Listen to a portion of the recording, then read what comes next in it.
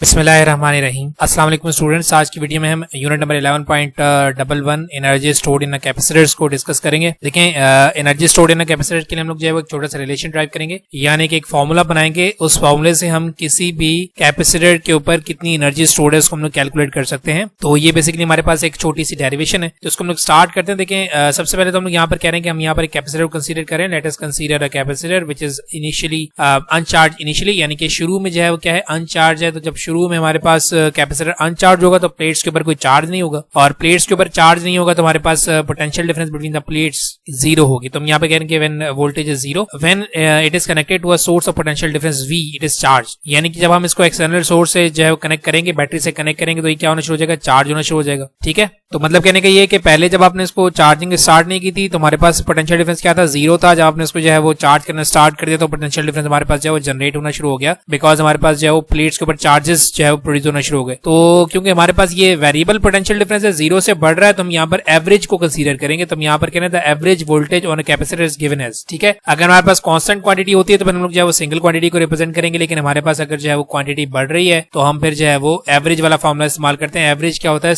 Some of events divide by total number of events. तो शुरू में हमारे पास जो इवेंट है वो क्या है, जीरो है, यानी कि इनिशियली हमारे पास वोल्टेज क्या था, जीरो था। देन हमारे पास वोल्टेज क्या हो गया, V हो गया, और इसको हम डिवाइड करवा देंगे 2 के साथ, हमारे पास ये क्या जाएगा 1/2 V हमारे पास जो है वो एवरेज वोल्टेज आ जाएगा। ठीक, तो हम लोग तो जो है वो एनर्जी के लिए जो डेरिवेशन कर रहे हैं, तो देखें एवरेज हमारे पास 1/2 V आ गया। तो हम यहाँ पर कह रहे हैं the energy stored in a capacitor is given as. Energy stored के लिए हम लोगों ने फॉर्मूला बनाया था by using the potential difference that V equals to W upon Q। ठीक है, यहाँ पर हमारे पास V जो पोटेंशियल डिफरेंस है या अप्लाइड वोल्टेज है, W जो हमारे पास एनर्जी है, और हमारे पास जो Q है वो क्या है, चार्ज। क्योंकि work done is ability of doing, मतलब एनर्जी और वर्क डन जो है वो इक्विवेलेंट है। सो दैट्स व्हाई हमारे पास यहाँ पर जो है वो फॉर्मूला क्या हो जाएगा, W और energy stored that will equal to charge times the voltage.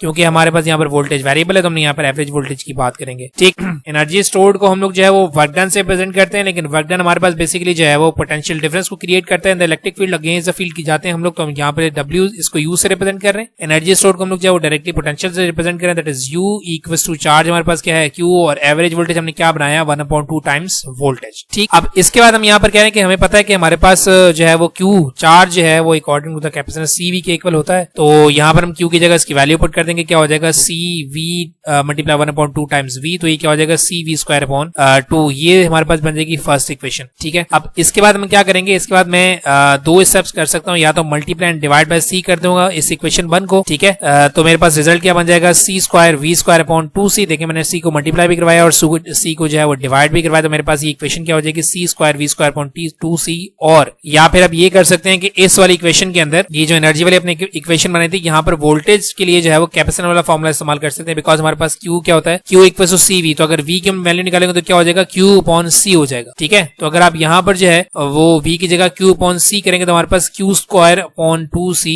यानी कि यही वाली हमारे पास जो है वो वैल्यू रिप्रेजेंट होती है, क्योंकि हमारे पास CV जो है वो Q के इक्वल है। तो यहाँ पर C स्क्वायर V स्क्वायर की जगह क्या आ जाएगा, Q का स्क्वायर डिवाइडेड बाय 2C। मतलब अगर आप यहाँ पर वोल्टेज की value Q upon C put करेंगे तो आपके पास रिजल्ट जो है यही वाला जनरेट हो जाएगा। तो आप ये कर सकते हैं कि यहाँ पर वैल्यू V की पुट कर दें, या फिर आप मल्टीप्लाई डिवाइड बाय C कर दें, तब आपके पास दोनों टाइम्स जो है यही रिजल्ट जनरेट होगा।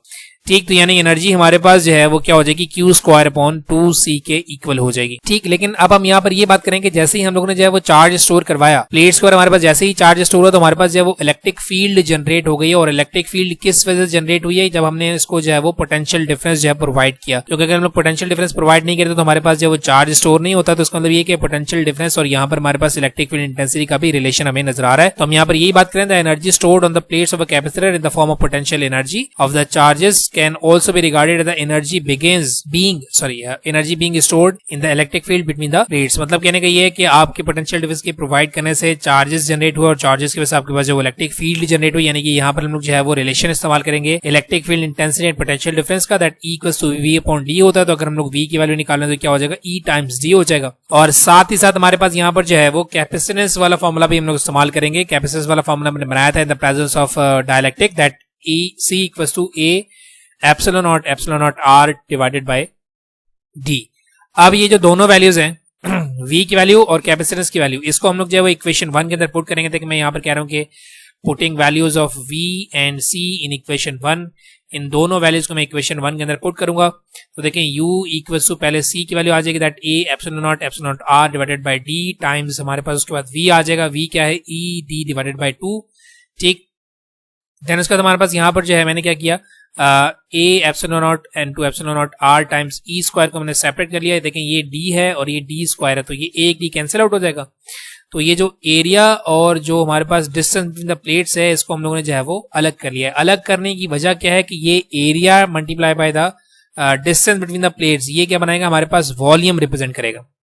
देखिए हमारे पास प्लेट्स का एरिया है, ठीक है, तो एरिया क्या होता है लेंथ इनटू वेट, और उसके साथ अगर आप जो है वो डिस्टेंस बिटवीन द प्लेट्स को जो है वो ऐड करवा देंगे तो ये हमारे पास क्या बन जाएगा, वॉल्यूम बन जाएगा। नेक्स्ट स्टेप हम यहाँ पर क्या करा रहे हैं कि एनर्जी को हम लोग जो है वो वॉल्यूम से यानी कि area times distance between the plate से डिवाइड करवा रहे हैं, यानी कि AD को मैं वहां लेकर डिवाइड करवा दिया मैंने। तो ये क्या रहेगा हमारा 1/2 epsilon naught r epsilon not times epsilon naught r into e square.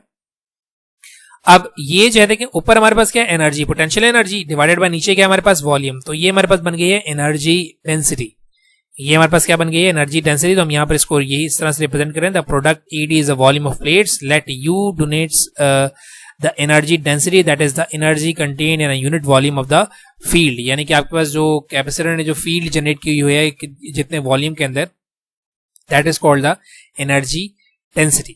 ठीक, तो हमारे पास यहाँ पर U जो है ये जो हमारे पास U divided by ED, capital U divide by ED को हम लोग जो है वो एनर्जी डेंसिटी से रिप्रेजेंट करें और एनर्जी डेंसिटी को हम लोग जो है वो स्मॉल u से रिप्रेजेंट करें, तो ये हमारे पास U हो जाएगा that is energy density, that will become 1/2 epsilon not times epsilon naught r into e square. यानी कि अगर आपने energy stored on a capacitor निकालना है तो फिर आपके पास जो है वो क्या क्या होना चाहिए, एक तो आपके पास जो epsilon naught r sorry epsilon not ये तो हमारे पास कांस्टेंट होता है, देन एप्सिलॉन नॉट r जो आपने मटेरियल को इंट्रोड्यूस करवाया है उसकी रिलेटिव परमिटिविटी आपको पता होनी चाहिए, और फील्ड के बारे में आपको पता होना चाहिए कि आपके पास जो इलेक्ट्रिक फील्ड कितनी प्रोड्यूस हो रही है, तो आपके पास क्या आ जाएगा energy stored in a capacitor आ जाएगा।